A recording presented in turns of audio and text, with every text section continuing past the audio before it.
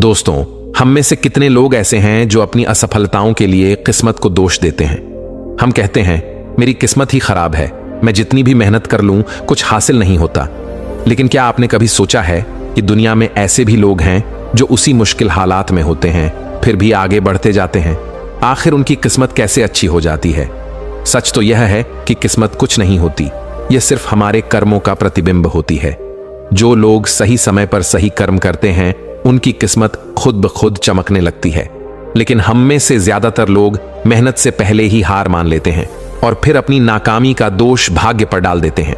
आज मैं आपको एक ऐसी प्रेरणादायक कहानी सुनाने जा रहा हूं जो आपकी सोच को बदल देगी।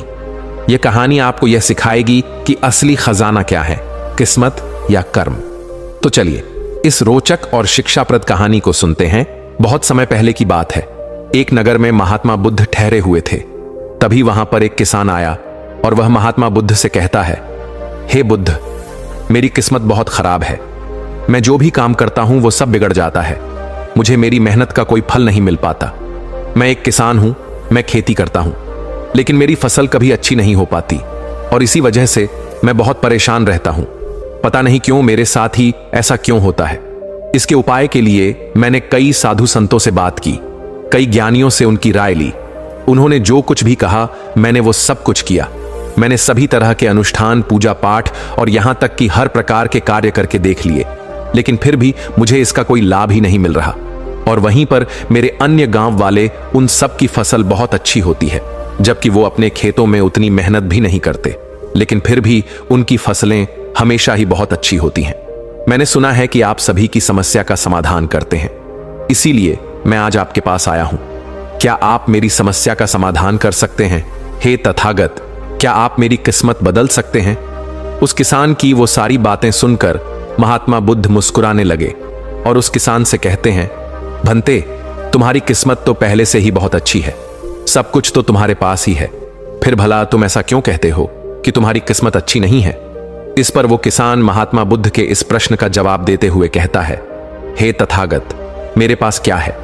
मेरी किस्मत इतनी खराब है कि जिस भी काम में मैं हाथ लगाता हूं वह सारे कार्य बिगड़ जाते हैं। मैं चाहकर भी अपने खेतों में अच्छी फसल नहीं उगा पाता, जबकि वहीं पर मेरे गांव के अन्य लोग अच्छी फसलें उगा लेते हैं और वे लोग मेरी जितनी मेहनत तक नहीं करते। तो ऐसे में भला मेरी किस्मत कैसे अच्छी है? इस पर महात्मा बुद्ध मुस्कुराते हुए उस किसान से कहते हैं, भंते, तुम्हारे पास एक स्वस्थ शरीर है, तुम्हारे सभी अंग अच्छी तरह से काम करते हैं, तुम्हारा मस्तिष्क भी अच्छी तरह से काम करता है और तुम्हारे पास अच्छी खासी जमीन भी है। भला तुम्हारे पास किस चीज की कमी है? अगर ऐसे देखा जाए तो तुम्हारी किस्मत तो बहुत अच्छी है। इस पर वो किसान महात्मा बुद्ध से कहता है, हे तथागत, मेरी समस्या ये नहीं है। मेरी समस्या तो ये है कि जिन भी कार्यों में मैं हाथ डालता हूं वह कार्य बिगड़ क्यों जाते हैं।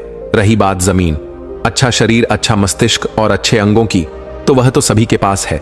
मेरे सभी गांव वालों के पास भी है और उनके पास अच्छी जमीन भी है, और तो और उनके पास अच्छी फसल भी है। इसी कारण वे लोग हमेशा सुखी रहते हैं। लेकिन मेरे खेतों में तो अच्छी फसल हो ही नहीं पाती। हर वर्ष मुझे एक भारी नुकसान झेलना पड़ता है। क्या आप मुझे कोई इसका उपाय बता सकते हैं? क्या ऐसा कोई मंत्र, क्या ऐसा कोई तरीका है जिससे मेरी किस्मत एक बार फिर से चमक जाए? इस पर महात्मा बुद्ध उस किसान से कहते हैं, ठीक है, यदि तुम कोई उपाय चाहते हो या कोई मंत्र चाहते हो तो वो मैं तुम्हें अवश्य ही दूंगा, लेकिन उससे पहले मुझे यह बताओ, क्या तुम्हें पता है तुम्हारे खेत में खजाना है? यह सुन वह किसान थोड़ा आश्चर्यचकित हुआ और वह महात्मा बुद्ध से तुरंत ही बोल पड़ा, हे बुद्ध, आप ये क्या कह रहे हैं? मेरे खेत में खजाना है और यह मुझे पता तक नहीं। बताइए वह खजाना कहां है? मैं अभी उसे जाकर निकाल लूंगा। बताइए बुद्ध, वह खजाना कहां है? इस पर महात्मा बुद्ध उस किसान से कहते हैं, भंते, वह खजाना तुम्हें ऐसे नहीं मिलने वाला। उसके लिए तुम्हें मेरा कार्य करना होगा। मैं तुम्हें जैसा जैसा कहूंगा तुम्हें वैसा ही करना होगा, तब जाकर तुम्हें वो खजाना अवश्य मिल पाएगा। उस किसान ने महात्मा बुद्ध की सारी बातें सुनी और उसके बाद वो किसान महात्मा बुद्ध से कहता है, हे तथागत, बताइए मुझे क्या करना होगा? आप जैसा कहेंगे मैं वैसा करने के लिए तैयार हूं, लेकिन मुझे बता दीजिए कि आखिर वह खजाना मेरे खेत में कहां पर है? इस पर महात्मा बुद्ध उस किसान से कहते हैं, भंते, अपने खेतों में जाओ और अपने खेतों की खुदाई करके एक मिट्टी टोकरी भरकर मेरे पास लाओ। वह किसान तुरंत ही महात्मा बुद्ध की बात मान लेता है।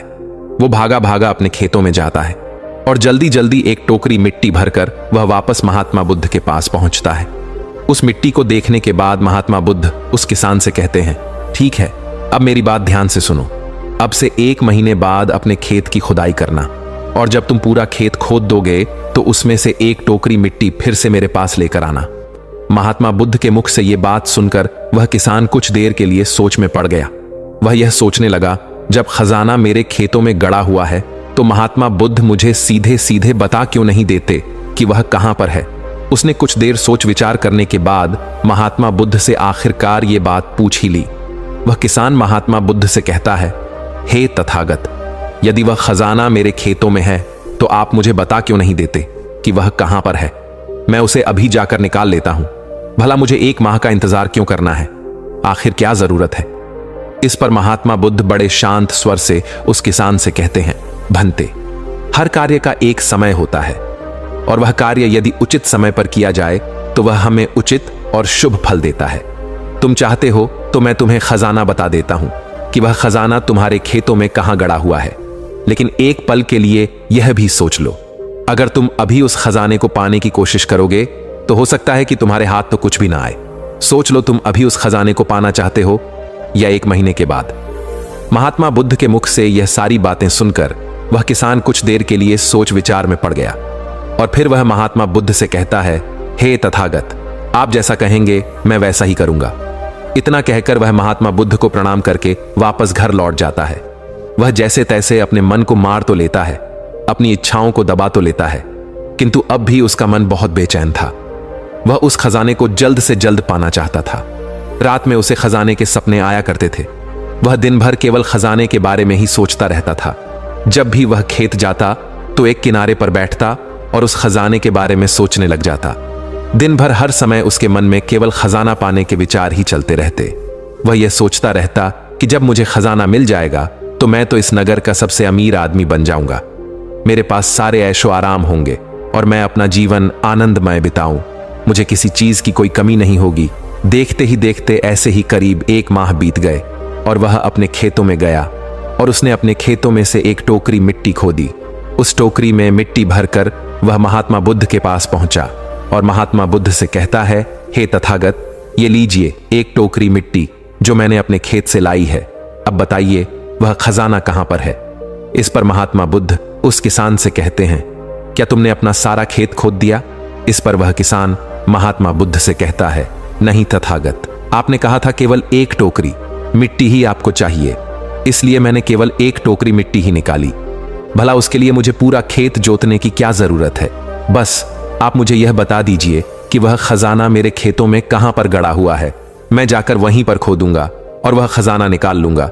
इस पर महात्मा बुद्ध उस किसान से कहते हैं, भंते, वह खजाना पूरा खेत जोतने से ही मिलेगा। यदि तुम अपना खेत नहीं जोतोगे तो वह खजाना कभी नहीं बाहर आने वाला। अब सोच लो तुम्हें क्या करना है। इस पर वह किसान एक बार फिर कुछ देर के लिए सोच विचार में पड़ जाता है और वह यह तय करता है कि वो जाकर अपने खेत को जोतेगा। इसलिए वह महात्मा बुद्ध को प्रणाम करके वापस घर लौट जाता है और अगले ही दिन वह अपना सारा खेत जोतकर एक बार फिर से एक टोकरी मिट्टी भरकर महात्मा बुद्ध के समक्ष पहुंच जाता है। तभी महात्मा बुद्ध उस किसान से कहते हैं, भंते, अभी तुम्हारा खेत ठीक से नहीं जोता गया है। जाकर एक बार फिर कोशिश करो, एक बार फिर अपने खेतों में हल चलाओ। इस पर वह किसान महात्मा बुद्ध से कहता है, हे तथागत, मेरे पास हल नहीं है, बल्कि मैं खुद से ही हल की जगह पर खेत जोतता हूं। इस पर महात्मा बुद्ध उस किसान से कहते हैं, कोई बात नहीं भंते, एक बार फिर परिश्रम करो और इस परिश्रम का फल तुम्हें अवश्य मिलेगा। वह किसान महात्मा बुद्ध की बात मान लेता है और वह एक बार फिर से अपने खेतों में मेहनत करता है। वह एक बार फिर से हल चलाता है और एक टोकरी मिट्टी लेकर वह महात्मा बुद्ध के समक्ष फिर से उपस्थित हो जाता है। मिट्टी देखकर महात्मा बुद्ध उस किसान से कहते हैं, हां, अब ठीक है, किंतु अब तुम्हें मेरा दूसरा कार्य करना होगा। इतना कहकर महात्मा बुद्ध उस किसान से कहते हैं, जाओ और अपने खेतों में उन फसलों की बीज डालो जिन फसलों को तुम उगाना चाहते हो। इस पर वह किसान थोड़ा अचरज में महात्मा बुद्ध से कहता है, हे तथागत, आपने तो खजाने की बात की थी, फिर बीच में यह फसल कहां से आ गई। इस पर महात्मा बुद्ध उस किसान से कहते हैं, भंते, अगर तुम्हें खजाना चाहिए तो तुम्हें मिट्टी में बीज तो डालने ही होंगे। इस पर वह किसान महात्मा बुद्ध से कहता है, हे तथागत, आप जैसा कहेंगे मैं वैसा करने के लिए तैयार हूं, किंतु यदि मैं अभी बीज लेने जाऊंगा तो वह मुझे महंगे पड़ेंगे और अभी मेरे पास इतना धन भी नहीं है। यदि मैं कुछ समय बाद उसे लेने जाऊंगा तब वह मुझे सस्ते मिल सकते हैं। इस पर महात्मा बुद्ध उस किसान से कहते हैं, भंते, मैंने तुम्हें कहा था, यदि हम किसी कार्य को सही समय पर करते हैं तो हमें उचित लाभ मिलता है, किंतु अगर वही कार्य उस समय पर नहीं होता तो उसका फल हमें नहीं मिल पाता। इसीलिए आज ही जाओ और अपने खेतों में बीज डालो। वह किसान महात्मा बुद्ध की बात मान लेता है। वह महात्मा बुद्ध को प्रणाम करके बीज लेने निकल जाता है। बीज लाकर वह अपने खेतों में भी डाल देता है और फिर वह महात्मा बुद्ध के पास वापस पहुंचता है और बुद्ध से कहता है, हे तथागत, आपने जैसा कहा था मैंने वैसा ही किया। अब मुझे बताइए कि आखिर मेरे खेतों में वह खजाना कहां पर है, ताकि मैं उसे निकाल सकूं। इस पर महात्मा बुद्ध मुस्कुराने लगे और उस किसान से कहते हैं, भंते, अभी तो तुम्हें एक और कार्य करना है, उसके बाद वह खजाना तुम्हें खुद ब खुद दिखाई देगा। अब से तुम्हें उनकी देखभाल करनी है, उन्हें प्यार से सींचना है और देखना उन्हें कोई तकलीफ ना हो, वह स्वस्थ रहे, उन्हें कोई बीमारी या कीड़ा ना लगे। यदि ऐसा हुआ तो तुम्हें वह खजाना नहीं मिल पाएगा। और यदि तुम्हारे खेत का हर एक बीज अंकुरित हो गया और वह अपनी संपूर्णता तक पहुंच गया तो वह खजाना तुम्हें अवश्य ही दिखाई देगा और तब तुम्हें मेरे पास आने की कोई आवश्यकता भी नहीं पड़ेगी। उस किसान ने महात्मा बुद्ध की सारी बातें मान ली और उसके बाद वह महात्मा बुद्ध को प्रणाम करके वापस घर लौट गया। अब से वह अपने खेतों की देखरेख करने लगा।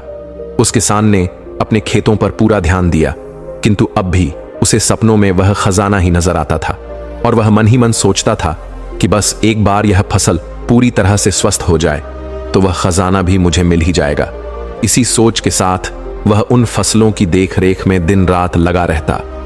उसने अपनी फसलों पर किसी प्रकार की कोई विपदा नहीं आने दी और देखते देखते वह दिन भी आ गया।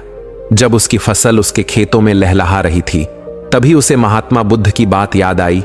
महात्मा बुद्ध ने कहा था कि जब तुम्हारी फसलें तैयार हो जाएंगी तो तुम्हें तुम्हारा खजाना भी मिल जाएगा।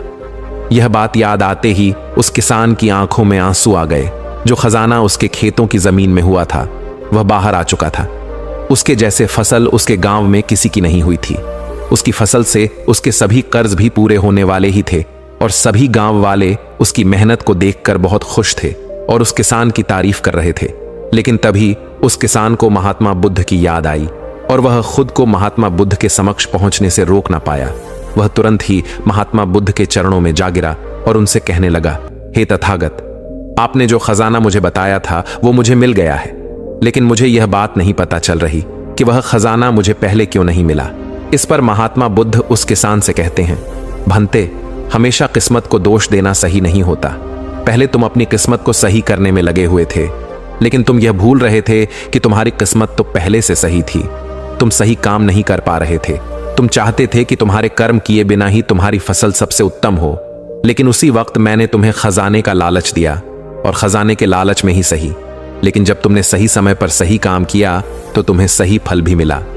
और जो तुम्हारे पास सबसे उत्तम चीज है, जो तुम्हारे पास असली खजाना है, वह तुम्हारा शरीर ही है।